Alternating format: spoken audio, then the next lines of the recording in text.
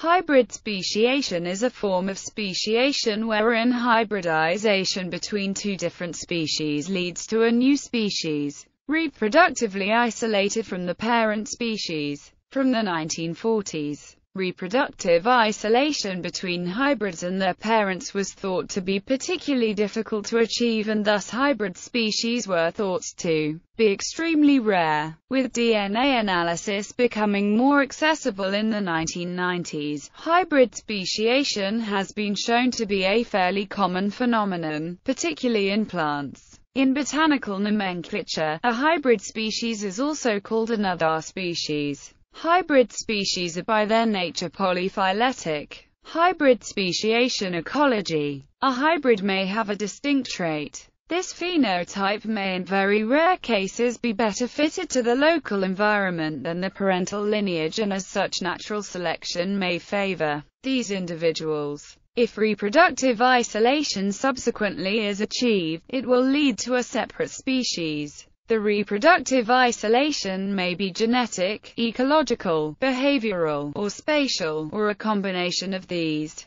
If reproductive isolation fails to establish, the hybrid population may breed back and finally merge with either or both parent species. This will lead to an influx of foreign genes in the parent population, a situation called an introgression. Introgression is a source of genetic variation, and can in itself facilitate speciation. There is evidence that introgression is a ubiquitous phenomenon in plants, animals, and even humans, where genetic material from Neanderthals and Denisovans is responsible for much of the immune genes in non-African populations. Ecological constraints to hybrid speciation. For a hybrid form to persist, it will generally have to be able to exploit the available resources better than either parent species, which, in most cases, it will have to compete with. While grizzly bears and polar bears may have offspring, a grizzly-polar bear hybrid will likely be less suited in either of the ecological roles than the parents themselves. Although the hybrid is fertile, this poor adaptation would prevent the establishment of a permanent population. Likewise, lions and tigers have historically overlapped in a portion of their range and can theoretically produce wild hybrids. Ligers, which are a cross between a male lion and female tiger, and tigons, which are a cross between a male tiger and a female lion. However, tigers and lions have thus far only hybridized in captivity. In both ligers and tigons, the females are fertile and the males are sterile. One of these hybrids carries growth inhibitor genes from both parents and thus is smaller than either parent species and might in the wild come into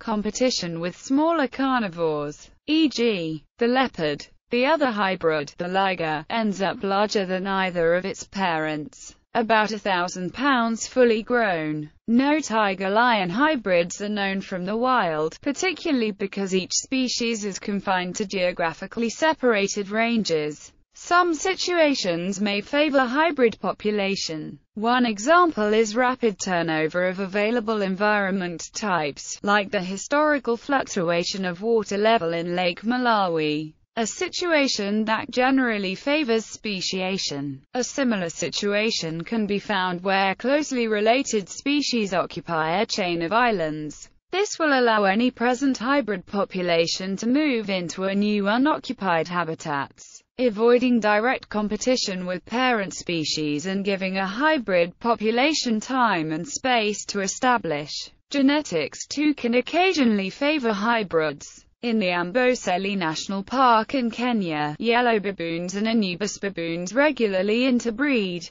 The hybrid males reach maturity earlier than their purebred cousins, setting up a situation where the hybrid population may over time replace one or both of the parent species in the area. Genetics of hybridization. Genetics are more variable and malleable in plants than in animals, probably reflecting the higher activity level in animals. Hybrid genetics will necessarily be less stable than those of species evolving through isolation, which explains why hybrid species appear more common in plants than in animals. Many agricultural crops are hybrids with double or even triple chromosome sets. Having multiple sets of chromosomes is called polyploidy. Polyploidy is usually fatal in animals where extra chromosome sets upset fetal development, but is often found in plants. A form of hybrid speciation that is relatively common in plants occurs when an infertile hybrid becomes fertile after doubling of the chromosome number. Hybridization without change in chromosome number is called homoploid hybrid speciation. This is the situation found in most animal hybrids. For a hybrid to be viable, the chromosomes of the two organisms will have to be very similar, i.e., the parent species must be closely related, or the difference in chromosome arrangement will make mitosis problematic. With polyploid hybridization, this constraint is less acute. Supernumerary chromosome numbers can be unstable, which can lead to instability in the genetics of the hybrid. The European edible frog appears to be a species, but is actually triploid semi-permanent hybrids between pool frogs and marsh frogs. In most populations, the edible frog population is dependent on the presence of at least one of the parent species to be maintained, as each individual needs two gene sets from one parent species and one from the other. Also, the male sex determination gene in the hybrids is only found in the genome of the pool frog, further undermining stability. Such instability can also lead to rapid reduction of chromosome numbers, creating reproductive barriers and thus allowing speciation. Known cases of hybrid speciation. Animals. Hybrid speciation in animals is primarily homoploid. While not very common, a few animal species have been recognized as being the result of hybridization, mostly insects and fish. The Lonicera fly is an example of a novel animal species that resulted from natural hybridization. The great skua has a surprising genetic similarity to the physically dissimilar Pomeranian skua, and most ornithologists now assume the great skua is a hybrid species between the Pomeranian skua and one of the northern skua species. Rapidly diverging species can sometimes form multiple hybrid species, giving rise to a species complex. Like several physically divergent but closely related genera of cichlid fishes in Lake Malawi,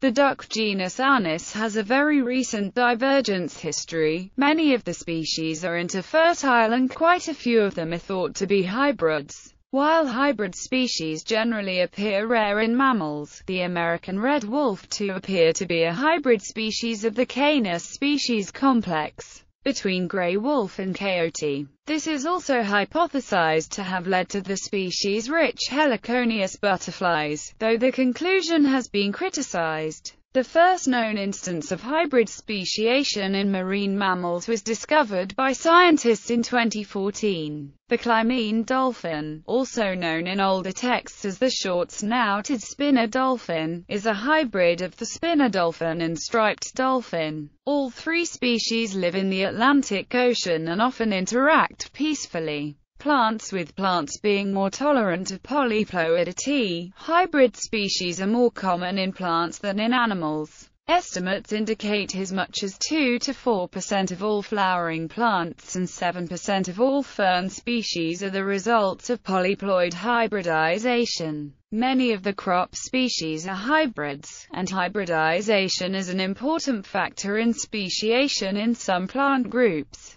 Hybrids of the flower genus Saxifraga is commonly used in gardening, and a tetraploid natural hybrid, Saxifraga osloensis, is estimated to have formed at the end of the last ice age. Homoploid speciation has given rise to several species of sunflower.